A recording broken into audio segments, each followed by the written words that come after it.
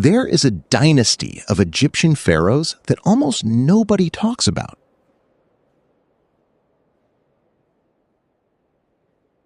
Not because they were minor, not because they were forgettable, but because what they did was so extraordinary, so inconvenient to certain narratives, that for generations, the historical establishment simply looked away. These pharaohs built more monuments than Ramesses the Great. They restored temples that Egypt itself had allowed to crumble. They revived religious traditions so ancient that even the Egyptian priests had forgotten them. They ruled the most powerful civilization on earth at the time, and they came from Africa's deep interior, from the Kingdom of Kush. They were black African kings, sitting on the throne of Egypt, wearing the double crown, carrying the crook and flail, and for nearly a century, they were Egypt's greatest pharaohs. This is their entire history. To understand the Black Pharaohs, you must first understand what Egypt had become by the 8th century BC. The glory days were over. The Egypt of Ramesses the Great, the Egypt of Abu Simbel and the Battle of Kadesh, of colossal statues and gold-filled tombs, had ended 3 centuries earlier. What followed was a long, painful fragmentation. The new kingdom collapsed. Egypt fractured into competing regional powers, local dynasties, warlord priests, Libyan chieftains who had gradually accumulated enough power to claim the throne. By 750 BC, Egypt was a patchwork of petty kingdoms, each calling itself legitimate, none strong enough to unify the country. The great temples of Amun at Karnak, once the wealthiest religious institution in the ancient world, were neglected and underfunded. The most powerful civilization in the ancient Mediterranean had forgotten who it was, and from the south, help was coming. Here is the great paradox at the heart of the Black Pharaohs' story. The Kushite kings who conquered Egypt were, in many measurable ways, more Egyptian than the Egyptians they conquered. For centuries, Egypt had treated Nubia as a colony. Egyptian temples were built throughout Nubia. Egyptian gods, above all Amun, were worshipped in Nubian sanctuaries. The Nubian elite sent their sons to be educated at the Egyptian court, absorbing Egyptian administrative practices, religious traditions, and artistic conventions. But culture, once genuinely absorbed, develops its own momentum. While Egypt's political instability eroded its own traditions, Kush preserved them with the zeal of converts. The god Amun, whose cult at Karnak had grown neglected in Egypt, remained the supreme deity of the Kushite kingdom, worshipped at the great temple of Jebel Barkal near the sacred mountain. They were not imitating Egypt, they were preserving it. And when they looked north at what Egypt had become, they saw not a foreign country to conquer, but a sacred inheritance to reclaim. The Kushite move into Egypt began gradually, almost quietly. Around 760 BC, the Kushite king Kashta extended his political influence into Upper Egypt without major military confrontation. His daughter Amenirtis was adopted as the successor to the god's wife of Amun, the most powerful religious position in Upper Egypt, controlling enormous economic resources of the Amun cult. It was a brilliant political move. By inserting his daughter into the religious hierarchy of Thebes, Kashta established Kushite legitimacy in religious terms without firing a single arrow. His successor, Piye, completed what Kashta had begun.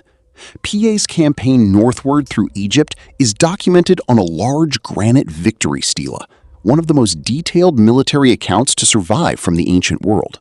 What the stela reveals is a ruler consumed by religious purpose. Piye's campaign was framed not as a conquest, but as a crusade, a mission to restore proper worship of Amun and purify a land that had fallen into impiety. Before each battle, Piye performed elaborate religious rituals. He bathed in the Nile and presented himself at temples. He refused to meet with defeated Libyan kings because they ate fish and were therefore unworthy of his presence. City after city fell before him. Hermopolis withstood a siege. Piye was furious, recording his anger that the city had forced him to spend time on military operations that delayed his religious mission. Memphis barricaded itself behind flooded irrigation channels. Piye attacked from the water, scaling the walls with his forces, and the city fell. When Piye entered the sacred enclosure of the Temple of Ptah in Memphis, the Egyptian priests received him as a legitimate pharaoh rather than a foreign conqueror. He was, in their eyes, more pharaoh than the men he had just defeated. Piye returned to Kush after establishing his authority over all of Egypt. When he died, he was buried under a pyramid at El Kuru, the first Egyptian-style pyramid built in centuries. His successors, 4 more Kushite kings, who together with Piye formed the 25th dynasty, ruled Egypt for nearly a century, from approximately 747 to 656 BC. Shabaka, who followed Piye, ordered the copying of ancient religious texts onto stone because the original papyrus documents were deteriorating, an act of cultural preservation that saved texts of incalculable importance. Taharqa was the greatest of them all. Coming to power around 690 BC, Taharqa ruled for 26 years over an empire stretching from modern Sudan to the Palestinian coast. He was, at the height of his power, one of the most powerful rulers on earth.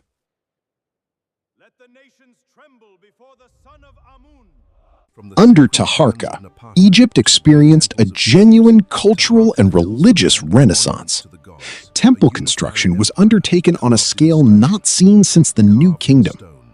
At Karnak, the great temple complex at Thebes, Taharqa added a magnificent colonnaded kiosk in the first court, its columns the tallest ever erected at Karnak. He also built at Jebel Barkal in Kush, adding temples and monuments that expressed the dual nature of his authority over both Egypt and Kush simultaneously. He is mentioned in the Bible, in the second book of Kings and in the book of Isaiah, as an ally of the kingdom of Judah against Assyrian attack. Taharqa built more monuments than almost any pharaoh before or after him. He is, by the archaeological record, one of the most prolific builders in Egyptian history. And his face looks out from those monuments with unmistakably sub-Saharan African features, broad, full-lipped, with the double uraeus cobras of the 25th dynasty above his brow. In 671 BC, the Assyrian king Esarhaddon invaded Egypt. The Assyrian army, disciplined, equipped with iron weapons, had been conquering everything in its path for generations. Taharqa was defeated in open battle and driven south. Memphis fell. The Assyrians installed Egyptian local rulers as vassals and withdrew. But Taharqa came back. Twice he returned northward from Kush to reclaim Egypt, and twice he was ultimately driven back. His nephew and successor, Taharqa, made one final attempt to reclaim Egypt in 664 BC. The Assyrian response was total and catastrophic. Their army sacked Thebes. The Kushite pharaohs retreated permanently southward. The era of the Black Pharaohs was over, but its legacy was not. The temples they built and restored still stand. The cartouches of Piye, Shabaka, Shabitku, Taharqa, and Taharqa appear on temple walls, the permanent record of a dynasty that built out of genuine religious devotion. Taharqa himself is buried at Nuri in a pyramid whose burial chamber was flooded by the Nile's annual inundation at the time of its discovery. His face appears on sculpture in the museums of Cairo, Khartoum, London, and Paris, a face that the ancient world knew as the face of the most powerful ruler on earth, a face that history tried to forget. Stone is more patient than hatred, and the pyramids are still there. Subscribe for more and journey through Africa's past.